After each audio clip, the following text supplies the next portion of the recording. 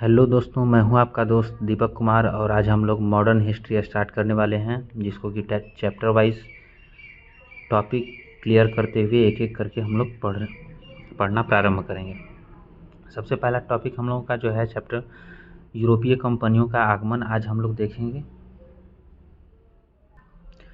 यूरोपीय कंपनियों के आगमन चैप्टर में हम लोग स्टार्ट करेंगे शुरू से और देखेंगे कि यूरोप से सबसे पहले भारत में कौन लोग व्यापार करने आए थे और उन लोगों की व्यापार करने की पद्धति क्या थी और किस प्रकार वो पहले तो भारत में आए थे। सबसे पहले हम लोग इसको जान लेते हैं।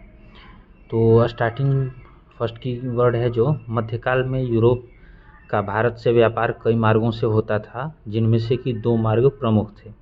नंबर एक जो है आपकी फारस की खाड़ी से होकर के मार्ग जो गुजरता था वो वाला है, और उसके बाद दूसरा अगर हम लोग आते हैं तो लाल सागर से होकर जो गुजरने वाला वो मार्ग था। लेकिन इसमें भी था कि ये दो मार्ग तो बहुत प्रमुख रूप से प्रचलित थे, लेकिन जो फारस की खाड़ी वाला रास्ता था वो ज़्यादा प्रचलित था, क्योंकि लाल सागर वाला जो रास्ता था उसमें कोहरा और कुहासा बहुत ज़्यादा होने के कारण व्यापारिक रूप से जो लोग उधर से आते थे तो उनको अपने जहाज़ों को लाने में परेशानी होती थी, और ये सबसे बड़ी समस्या थी, जिसके कारण इन लोगों ने फारस की खाड़ी से होकर जो रास्ता जाता था उसको ज़्यादा प्रमुखता दी। दूसरा कीवर्ड हम लोग यूज़ करते हैं कि ये लोग जब भारत में खास करके पूर्वी जगत में प्रवेश किया तो इन लोगों की सबसे ज़्यादा जो डिमांड थी वो हम लोगों के पास थी गरम मसालों की, क्योंकि गरम मसाले बहुतायत रूप में वहाँ पर डिमांड के रूप में थे, और गरम मसाले पूर्वी देशों में खास करके भारत और इंडोनेशिया जैसे देशों में अधिक मात्रा में प्रचुर मात्रा में यहाँ उपलब्ध थे, जो कि इन लोगों की डिमांड के लिए उपलब्ध थे यहाँ पर।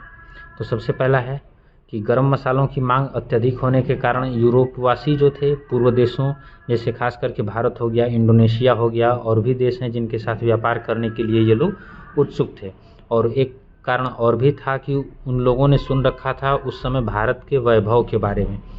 तो जैसा कि हम लोग जानते हैं कि पिछले समय में भारत को एक सोने की चिड़िया कहा जाता था, इसलिए वो लोग और उत्सुक थे ये चीज़ जानने के लिए कि भारत और पूर्वी देशों में चल कर के हम व्यापार करते हैं और देखते हैं कि अपने व्यापार में कितना मुनाफा होता है। उसी समय 1453 ईस्वी में कुस्तुनतुनिया एक जगह था जहाँ पर कि तुर्क जो आक्रमणकारी थे इन्होंने अपना अधिकार कर लिया था और यूरोपवासियों के पूरब जाने वाले रास्ते को बंद कर दिया था। अब इस वजह से यूरोपवासियों को परेशानी होने लगी कि वो पूर्वी जगत में जा नहीं पाते थे, और जिससे उनका व्यापार धीरे धीरे बंद होने लगा था।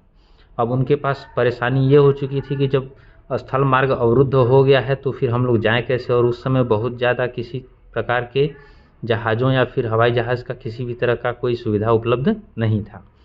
तो उस समय हुआ क्या था कि अगर हम 15वीं शताब्दी को देखते हैं उस वक्त के, तो उस वक्त के 15वीं शताब्दी में हम लोग जैसे ही इंटर करते हैं तो उस समय जहाजरानी हो गया, या फिर नौ परिवहन हो गया, या फिर हम लोग कुतुबनीमा देखते हैं जिसको कि हम लोग दिशा सूचक भी कहते हैं। तो इन चीज़ों का आविष्कार उस समय हो चुका था, जिनकी वजह से अब इन लोगों को एक नई राह दिखाई दी, और उसमें सबसे ज़्यादा योगदान दिया था वहाँ के पुर्तगाल के राजकुमार जो थे प्रिंस हेनरी, जिनको कि हम लोग द नेविगेटर के नाम से भी जानते हैं।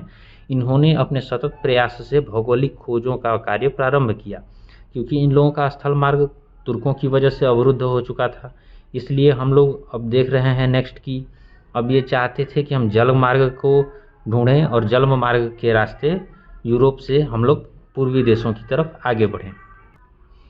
नेक्स्ट पॉइंट हम लोग देखते हैं कि पुर्तगाल और स्पेन के लोग, खास करके पुर्तगाल और स्पेन के लोगों ने ही सर्वप्रथम भौगोलिक खोजों को प्रारंभ किया था। इसीलिए माना जाता है कि अगर भौगोलिक खोजों का युग अगर किसी ने प्रारंभ किया था तो वो पुर्तगाल और स्पेन के निवासियों ने किया था।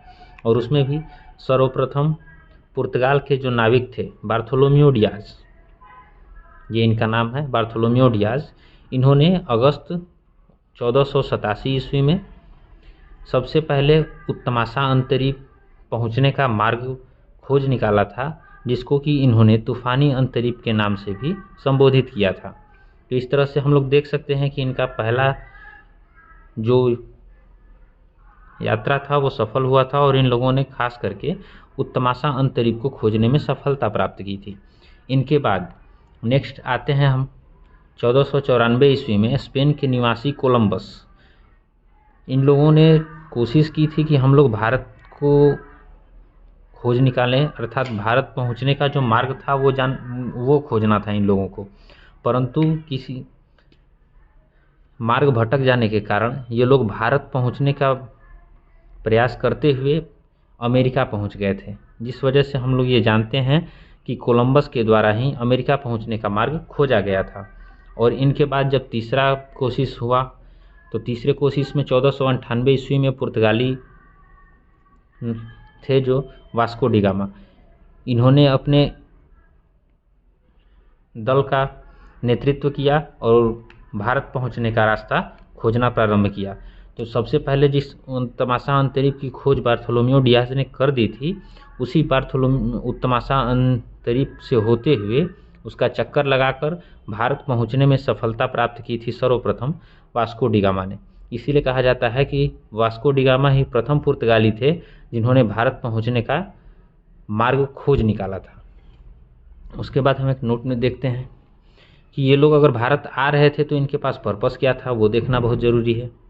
नोट हम लोग देख लेते हैं। नोट में है कि इन सभी नाविकों का एक ही उद्देश्य था कि एक नए समुद्री मार्गों की खोज करना और आर्थिक लाभ कमाना। जैसा कि हम लोग पीछे देख चुके हैं कि इन लोगों का जो स्थल मार्ग था वो अवरुद्ध कर दिया गया था तुर्कों के द्वारा। जैसे कि कुस्तुनतुनिया पर तुर्कों ने अधिकार कर लिया था, जिस वजह से इनका जो व्यापारिक मार्ग था वो बाधित हो गया था और इनको आर्थिक लाभ जो था वो बंद हो गया था। इस तरह से इनका व्यापार भी बंद हो गया था और आर्थिक लाभ की हानि इनको होने लगी थी। उसके बाद अगर हम लोग भारतीय परिप्रेक्ष्य में देखते हैं तो उस समय भारतीय बंदरगाह कौन कौन थे ये भी देख लेते हैं, जहाँ से ये लोग व्यापार करना शुरू किए थे जब यहाँ पर पहुँच गए थे।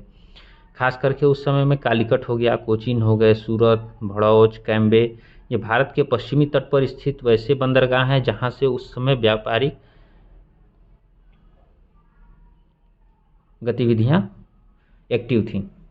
और इसी तरह हम लोग नेक्स्ट देख सकते हैं कि जैसे भारतीय वस्तुएं थीं जिसको कि हम लोग निर्यात किए थे। भारतीय वस्तुओं में अगर हम लोग देखते हैं तो सूती कपड़ा हो गया, नील हो गया, मसाला हो गया, जड़ी बूटी हो गए और भी बहुत सारी चीज़ें थीं जिनको कि इन लोगों ने निर्यात के रूप में प्रयोग किया था। इस तरह से हम लोगों ने देखा कि यूरोप वासियों ने कैसे अपने अभियान को शुरू किया और अन्य देशों में पहुंचने के लिए जलमार्गों की खोजों को प्रारंभ किया और धीरे धीरे एक एक करके अलग अलग देशों में पहुंचकर अपने व्यापार को फिर से बढ़ाने लगे। उसमें हम लोग अगर भारत में देखते हैं तो भारत में यूरोपवासी जो आए थे तो उनके आने का क्रम क्या है वो हम देख लेते हैं।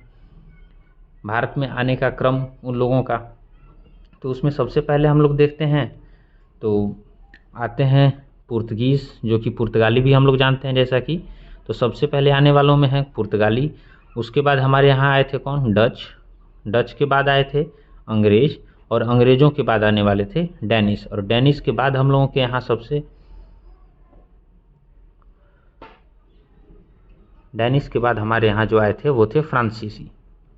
इस तरह से हमने पांचों कवर कर लिया है और ये देख लिया कि कौन कौन पहले आए थे और कौन बाद में आए थे। नंबर 1 पुर्तगीज़, दूसरा डच और तीसरा अंग्रेज और चौथा डैनिश, पांचवा फ्रांसीसी। इस तरह हम लोग देख सकते हैं कि अगर हम लोगों को यूरोपीय आगमन को पूरी तरह से समझना है तो इन 5 टॉपिक्स को अच्छे से समझ लेना होगा, ताकि हम आसानी से ये समझ सकें कि कौन कौन कब भारत में आए थे व्यापार करने के लिए या फिर राजनीतिक रूप से या फिर जो भी हो। चलिए नेक्स्ट हम लोग देखते हैं।